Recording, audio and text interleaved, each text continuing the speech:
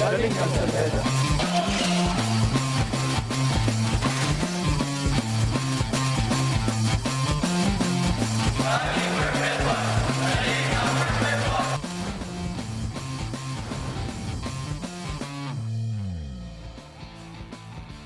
Two schools with rich heritage and basketball history, and two squads that are hungry for glory. It is the battle of Intramuros here in the Phil Oil Flying V Center in the city of San Juan. It is that man, Bong Quinto, and the Letran Knights going up against Lawrence Victoria, Juan Bonifacio, and the Mapúa University Cardinals. This is the first game of our triple header today. Letran Knights versus the Mapúa Cardinals. At mamaya po, crucial games ahead. The 7-5 CSB Blazers will go up against the 4-7 Arellano Chiefs at 2 p.m. And for our main game today at 4, the hosts Perpetual Help Altas at 6-5 will battle it out against the undefeated LPU Pirates for the last game of the week. Mapapanood po tayo sa SNA Liga, TFC.tv, our sports website, sports.abs-cbn.com, and of course, you can stream our games through YouTube. Maraming salamat po. Magandang hapon po, kapamilya. Ako po si Mix Bustos.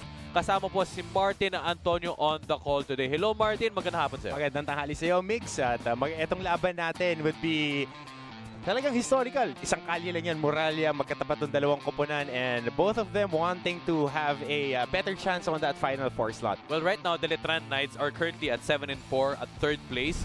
All the while, we thought during the first parts of the season na mawawala na sa Final Four contention itong Mapúa Cardinals, but technically, they still have a chance with a back-to-back wins. Tell us about the team standings right now, Martin. Alam mo, Mix, number 3 nga ang Letran Knights. At before the season started, yan talaga ang pick sa kanila ng mga pundits natin. They are on the top 3. Pagdating dito sa NCAA, just inside that Final Four conversation. Ito, Mapúa Cardinals naman. They still have 6 games remaining.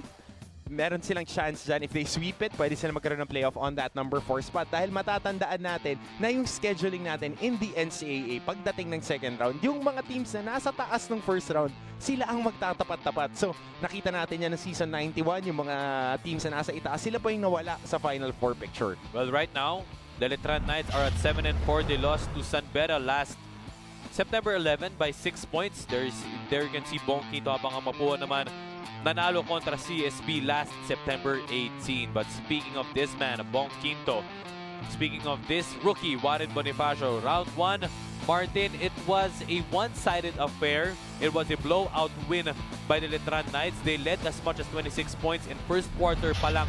Umalagwa na itong team ni Coach Jeff Napa. And they controlled the backboards dahil Wildari Muyang stepping up, Christian Fajarito, as we see Bong Quinto triple-double with a block doon sa game na yan. 12, 10, and 11. Sa kabila naman, Arvin Gamboa, the son of Arnold Gamboa, former pro, 13 points, 7 rebounds, and 3 assists. Very impressive numbers for this young man.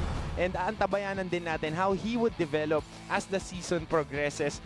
Nung first game nila, 67 out of 35. They need more muscle underneath to at least contain and contend with that front line of the Letran Knights. Tama ka doon, Coach Hammer, kasi most likely the team that who out-rebounds his opponents most likely talagang will come away with those wins. 67-35, that is the biggest stat of that game. Pero dumako naman po tayo dito sa second leading scorer na si JP Calvo, who he also top scored that game against Mapúa the first round. Pero speaking of this man, this veteran, he had a big game against San Beda, 16 points and 7 assists. But the quality shots that he had, Mix, 50% from the field. Medyo masama yung free throw shooting niya. He was 3 out of 5. Pedestrian, he could have made better. But JP Calvo has been the stabilizer for this team. Siya ang nagdidictate ng kanilang tempo, and he just gets the ball to the right people at the right spots. Ito yung mga numero niya, 16 points, 5 rebounds, and 7 assists para kay JP Calvo against the defending champions. And this point guard is averaging 14 points, 3 rebounds, and 4 assists per game. Not bad for a veteran. You want to come out of the league strong enough and ready for the pros. That is JP Calvo. Pero speaking of veterans, this guy also from the Mapúa Cardinals side, mula naman sa Moralia, Justin Serrano. He is a veteran. He's been here at least since season 91. He had a breakout game last game against CSB, pero napansin natin, Martin, no, medyo nag-drop yung kanyang minutes, nag-drop yung kanyang averages, but he had that 6 straight points in that 8-0 blast in the fourth to put away the game for good. And he just needs to be in better shape, better condition. Dahil ngayon, i-extend na siya ni Coach Atoy ko and Coach Ed Cordero as we see his numbers, 12 points, 8 in the fourth quarter. Nasabi mo nga, 6 points dun sa 8-0 run na pinakawalan nila ng fourth quarter, 4 na rebounds. We want more out of Justin Serrano dahil nakita natin throughout the seasons that he played that he has been a solid player for the Mapúa University Cardinals. And regardless of the team standings, Martin, of Letran and Mapúa, for sure this is going to be an all-out battle. Pero bago po natin yan simulan, let us welcome the third member of our broadcast. Paano walang iba ang ating maganda at matalik na kaibigan, of course, Roxana Montealegre. Hi, Rox! Hi, Migs! Natuwa naman ako na BFF pala yung tingin nyo sa akin ni Coach Hammer. So, hello, guys. At ito, mga kapamilya, it is the end of the week, but this is only the beginning of a hot day here at NCAA. Kita-kita niyo ba yung mga energy na kasama ko ngayon? Kanina pa silang umaga dito. I think at 9 a.m. I saw them outside.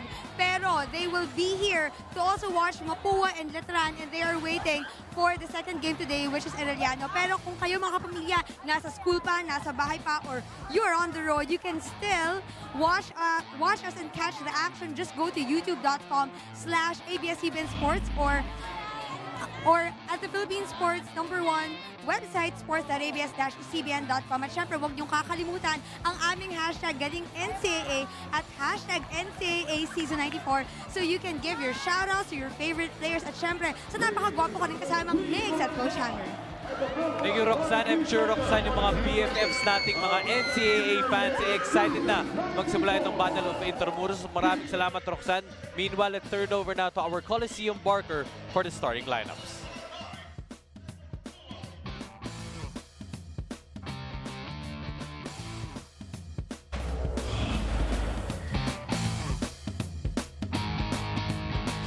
JP Calvo, point guard.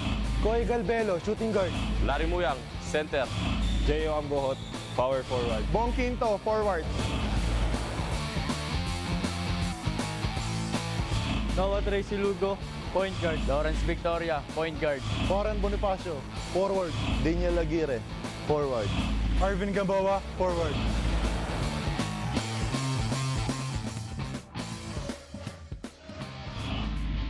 It is game time, kapamilya. Starting lineups for the Letran Knights. Familiar faces on the starting five.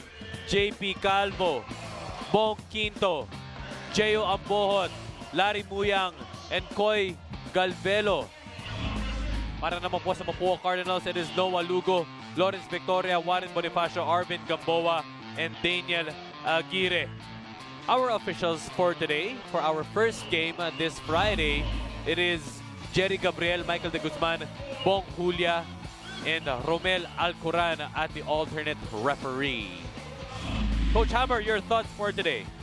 Well, 2 new faces on the starting lineup.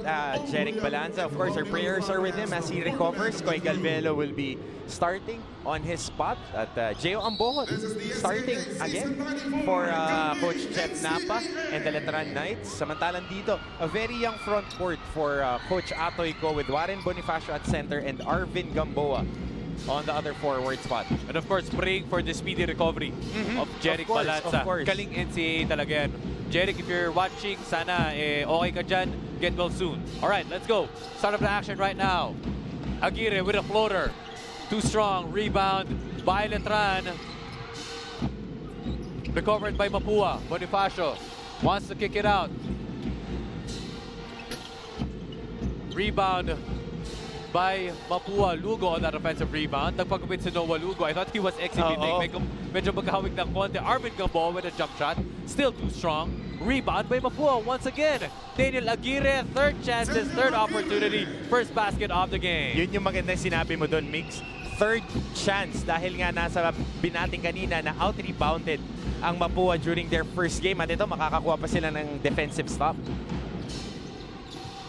Well, it's noticeable that Coach Atoy ko is not on the bench right now for Mapúa Cardinals. It is Coach Ed Cordero and Coach Randy Alcantara. Coach Randy Alcantara manning the point, or manning the troops Gio Ambohon with a gimme, go away. Touchdown pass from Bonquito. At dito mo maaasahan talaga si Gio Ambon. He knows how to run that routes. Parang wide receiver. Sabi mo nga, touchdown, good catch, soft hands, and finishing on the break. Kung sakali mang wide receiver siya, ang tangkad Ang naman yung tangkad. Oh, yung wide 6'6". receiver. Oo. At maaalala natin volleyball player din dati itong si Gio Ambohon. Kaya Yun. sanay na sanay siya tumatakbo ng mga ganyang routes. Arvin Gamboa with that jump shot. He had a breakout game as we mentioned earlier in the pregame. Bonquito, one-on-one against Gamboa. Pinadapa, pinasayaw, umikot, drop pass kay Larry Muyang. 2 free throws para kay Muyang. And that's one of the things that Bonquito tremendously improved this year. Passing off the post, creating a move. Ito, pagpihit niya, madadapa pa ng bahagya si Arvin Gamboa. Hindi na pala bahagya yun, nadapa talaga. Yung mga pagpasa off the creases, ito ni Bonquito, that's why Larry Muyang has 2 free throws. Ang ganda ng analogy din. Off the creases, yung mga pahapyaw, yung mga patulis, yung mga inside passes. Of course, that is court vision and experience. Larry Muyang played for the San Isidro High School. Gets 1 out of 2. Lugo manning the point, calling his plays against JP Calvo. Bonifacio, the rookie. Backdoor cut. Would have been a great give-and-go play, pero turnover para sa Mapúa. And ito si Warren Bonifacio, I really like this kid, the way that he plays, his demeanor. Kalma, parang veterano na maglaro eh. Para si Maui Cruz of the EAC Generals. And Rookie pero we have a solid crop of rookies ngayong taon. Galvelo for 3, too strong. Rebound by Lugo, tumatakbo. This is the run and gun game of Mapúa. Victoria, no good. Tumatakbo rin ang Letran Knights. All the way, Bonquito. Rebound by Ambohon, the tallest man on the floor. Gets it in. And starting, well, itong si Gio Ambohon, 4 quick points to start this ball game para sa Letran Knights. Art show on the pick by Ambohon. Hands it off to Aguirre. Against the smaller Calvo, Aguirre. Kay Gamboa, 9 seconds to work with. Gamboa, jump shot, backs it off the glass. And then, bukas pa ang bangko. Maaga pa raw, lunchtime. Pasok na pasok pa yung pag-withdraw niya doon. Pati yung pag-clear ng cheque, pwede ba? Local check clearing, pwede ba? Ito, bagsak na naman si Gamboa. Ambohon. And travels there. You gotta like this front court ng Mapúa. Very young, parehas freshman. And etong 5 sa loob para kay Coach Randy Alcantara lahat. At kay Coach Ed Cordero, lahat ng to naglaro para sa, para sa Malayan Institute High School. Mga players ni Coach Randy. Nakikita natin itong si Victoria, si Lugo, si Aguirre, at si Bonifacio. At marami pang parating yan. Oo. Si Escamis ng Mapúa Juniors. Also a player to watch out for. Gamboa to Lugo. Kay Aguirre. Spin move inside. To the short corner. That's good. Daniel Aguirre. And Daniel Aguirre playing that small forward position, but he is more in tune playing in the post eh. Kumbaga, small big guy. Parang ganon. Dahil yan ang inilalaro niyang posisyon doon na nasa Malayan Institute siya. Ngayon nagtatransition to be a wing guy and getting a basket there on the post. Lamang ang Mapúa, 8-5. Of course, 3 juniors titles ever since they took over in 2011. Sila Coach Jeff Napa. 2010-2011 season. JP Calvo for 3. Talking about one of the most solid and remarkable growths pagdating sa laro, itong si JP Calvo. Coming in as a backup lang noon from the Squires. Ngayon, siya na talagang ang top dog dito ng backcourt ni Coach Jeff Napa. Tabla sa 8 ang laro ngayon. Gamboa, step back. That's good. Wow, the skills and the drills of Arvin Gamboa working for him. Ganda nung tira na yun on the step back. And just enough art to swish that jumper. All swish, all net on that jump shot by Arvin Gamboa. Timeout po muna tayo, labang ang Mapúa, 10-8.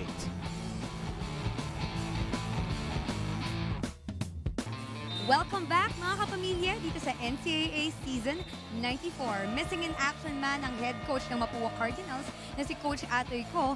Naniniwala naman ang assistant coaches na sila Coach Randy Alcantara at Coach Ed Cordero that the team will be able to bring the same level of energy that made them win against the CSB Blazers in their last game. At sabi nga nila, for this game, ang hinahanap nila, apat na bagay for the players to stay connected to each other, for them to find the bad side of the players of Letran na pinag-aralan nila before the game started. Pangatlo dyan, gusto niya yung high level of energy, kaya yun lang sabayan. At pang-apat dyan, they have to dictate the pace para magkaroon sila ng chance sa isang giant katulad ng Letran. Migs?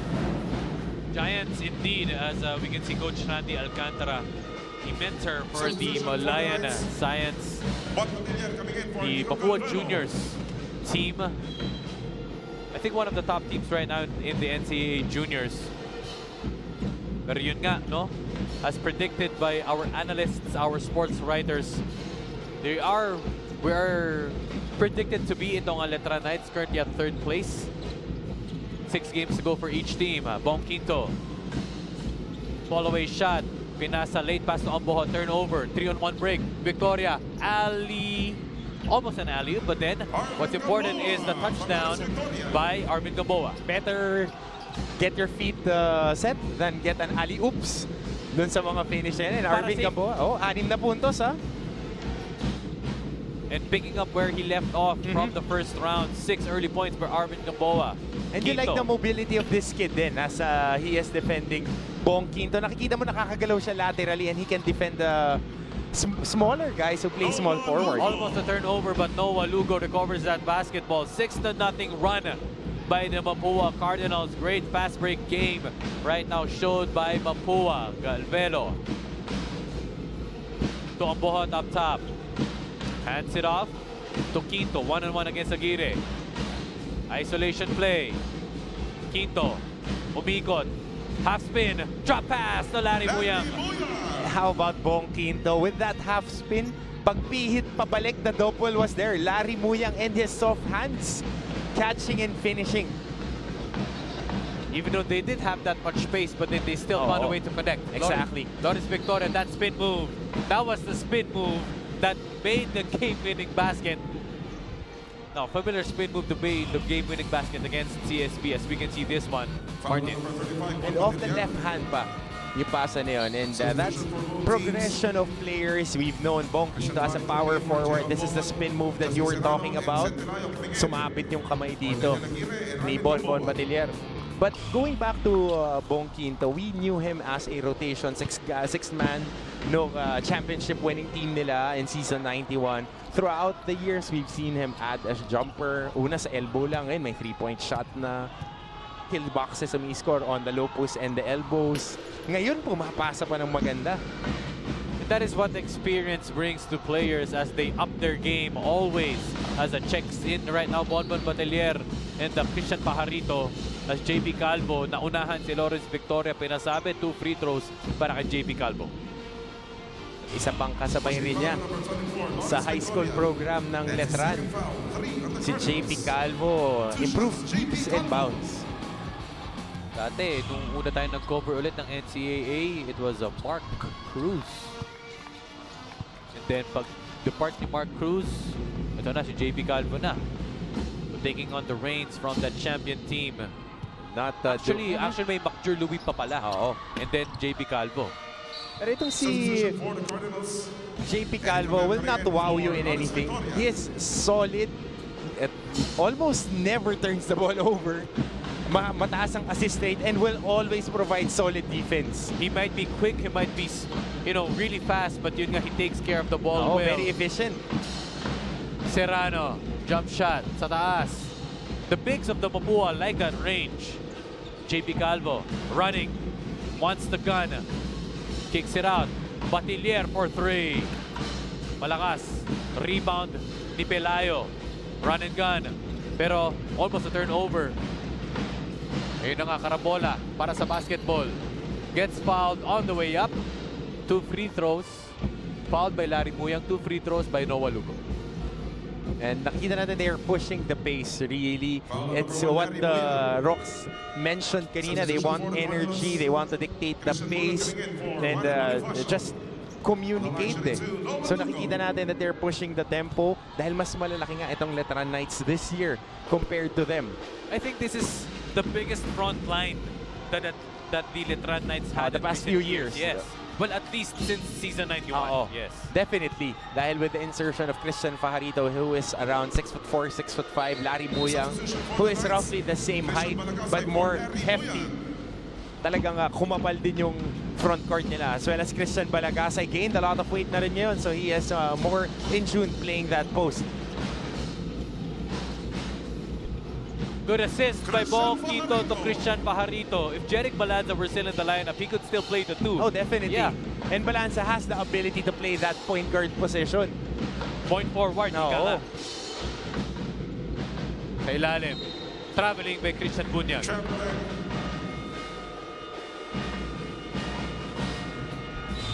As we can see this highlight play, Bong Quinto, easy for Christian Fajarito. Timeout po ang Letran Knights. Abante pa rin ang Mapúa Cardinals by 2 points. Larry Muyang, Tubong Pampanga, 3 playing years left. Together with Christian Fajarito, Jeyo Ambohot, we were talking about this, Martin, perhaps one of the biggest front lines in the NCAA. A combined 24 points against the San Beda Red Lions, but they were in foul trouble. And the field goal shooting. Makikita natin 40% Larry Muyang. Passable, 40% Fajarito. Pero Larry Muyang has been leading the league when it comes to field goal shooting. Shooting at a very high clip. Itong si Larry Muyang. Larry Muyang is the 3rd leading scorer para sa kanyang kupunan. 12 points together with 7 boards and close to 1 assist per game. Foul on Cedric Pelayo. It's really a tough task, Martin. Siyempre, if malalaki yung mga kalaban mo with mismatches against Mapúa. Oh, and even on the defended field goals, si Larry Muyang has been averaging 60%. Makes yan, Miguel. Makes ibang klase. Grabe, Martin. Parang hindi wala na kasi tumatawag sa'yo ng Miguel Gaano eh.